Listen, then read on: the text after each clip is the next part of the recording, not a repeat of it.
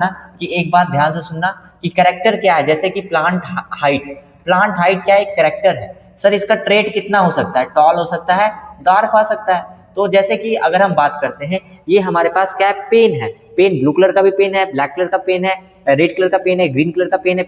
ये जो कलर है दिस इज ट्रेट, पर पेन इज ए करेक्टर। उसी तरीका से हमारे पास बोला है कि जो दो सुटेबल एग्जांपल लो और उसके बाद अपने एक्सपीरियंस के हिसाब से बताओ कि ट्रेट जो पीपल अपने लाइफ टाइम के दौरान, दैट मींस कि ये किधर हिंट कर रहा है, कॉम्पिटेंसी बेस्ड क्वेश्चन, ये हिंट आपसे पूछ रहा है, एक्वायर्ड और इनहेरिटेड ट्रेट के ऊपर जा रहा है। उसके बाद बोल रहा है कि जो अर्न करता है पीपल लाइफ टाइम में, वो क्यों ऐसा होता है कि पास नहीं जाता है जनरेशन, क्यों पास नहीं करता है तुम्हारे ऑफस्प्रिंग में, या फिर जनरेशन टू जनरेशन क्यों नहीं पास करता। जैसे कि तुम्हारा एग्जांपल देते हैं, मान लो किसी के फादर आर्मी में है, वो पूरे हार्डवर्क करके क्या है, ट्रेनिंग को कंप्लीट किए। अब ट्रेनिंग को कंप्लीट किए तो उसका ऑफस्प्रिंग थोड़ा ना कि आर्मी में चल जाएगा, हो सकता है कि वो इंजीनियर या फिर डॉक्टर भी बन सकता है। तो जरूरी नहीं है कि जो लाइफ टाइम में जो उन्होंने इनहेरिटेड जो नॉलेज को लिया, ठीक है, जो एक्वायर्ड किया, इनहेरिटेड तो पास होता है पर जो एक्वायर्ड किया वो पास नहीं होता है। Environment is called acquired trait. Acquired trait का मतलब क्या होता है सर, अगर वो भी आया तो कैसे लिखेंगे, ये क्या लॉन्ग क्वेश्चन में आएगा।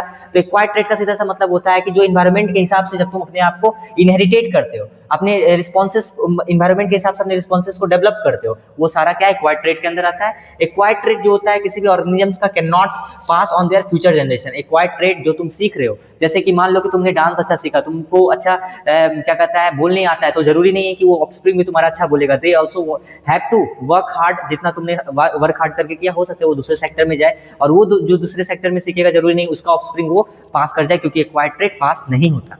ओनली दो trait can be transmitted to future generation, जिसमें क्या होता है कि जीन्स प्रेजेंट होते हैं, रिप्रोडक्टिव सेल्स प्रेजेंट होते हैं ऑर्गेनिजम्स के। समझ में आया। एग्जांपल जैसे कि ब्रीड में कुछ माइस का है, all the progeny mice will have tails just like parents. Now अगर हम क्या करो उसके फर्स्ट जनरेशन के माइस का टेल को कट कर दे तो क्या हो जाए, सर्जिकली कट कर रहे हैं तो उसका जो ऑफस्प्रिंग आएगा उसमें तो जीन का टेल है ना, तो जीन तो टेल तो पूरा कंप्लीटली आएगा, माउस नहीं बॉर्न कर सकता है। हो सकता है कि फ्यूचर में ऐसा हो कि उसका टेल का नीड खत्म हो जाए और वो टेल वाला जीन एक्सटिंक्ट हो जाए उसके बॉडी से, तो भलो ये देखने को मिल सकता है कि ऑफस्प्रिंग में टेल आना बंद हो जाए। जैसे हम लोग के बॉडी में क्या है, अब हम लोग क्या बॉडी है कि एक तरह से इवोल्यूशन में ये चीज तुम पढ़ोगे कि जो बॉडी पार्ट्स का हम लोग यूज नहीं करते वो धीरे धीरे क्या होता है, एक्सटिंक्ट होने से लगता है, उसका यूजलेस हो जाता है बॉडी में, ठीक है। एक बार क्या होता है कि असेक्सुअल रिप्रोडक्शन में, जैसे कि अगर हम बात करते हैं कि कटिंग, लेयरिंग, ग्राफ्टिंग ये सब जब करते थे तो उस केस में क्या होता था कि जैसा पेरेंट्स वैसा ऑफस्प्रिंग, है ना। तो उसी कंडीशन में ये क्या हो सकता है, एक्वायर्ड कैरेक्टर पास हो सकता है। अगर एक्वायर्ड कैरेक्टर में कुछ हम बदलाव लाए हैं तो उस बदलाव असेक्सुअल रिप्रोडक्शन करके अगर लाएं तो